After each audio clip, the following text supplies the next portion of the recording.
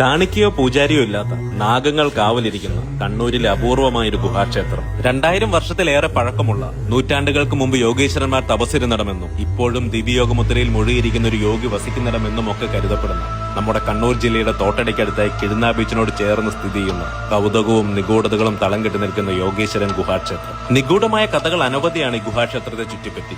അതിലൊന്ന്, ഇവിടെ കാണിക്കയിടുന്നതിനായി കാലങ്ങൾക്ക് മുൻപ് വലിയൊരു കാണിക്കപ്പെട്ടി സ്ഥാപിക്കുകയും ഒരാഴ്ച കഴിഞ്ഞു വന്ന് നോക്കിയപ്പോൾ അത് നിറഞ്ഞു കവിഞ്ഞുവെന്നും വിശ്വാസപ്രകാരം പ്രശ്നം വെച്ച് നോക്കിയപ്പോൾ യോഗീശ്വര സ്ഥാനമാണെന്നും ഇനി അവിടെ വെച്ചാൽ സ്വർണ്ണ നാണയം നിറയുമെന്നും പിന്നീട് ശുഭമല്ലാത്ത കാര്യങ്ങൾ സംഭവിക്കുമെന്നും ഒക്കെയുള്ള വിശ്വാസങ്ങൾ. ഇവിടെ കാണിക്കപ്പെട്ട് യാതൊരു തരത്തിലുള്ള പൂജകളോ നടത്തുന്നതിന് വിലക്കും, പരിസരത്ത് ബഹളമോ ശുദ്ധിയാവാതെയുള്ള പ്രവേശനമോ ഇല്ലാത്തതും തീർത്തും പുണ്യമായി കാണുന്നതുമായ ഒരു സ്ഥലം കൂടിയാണ് ഇവിടെ.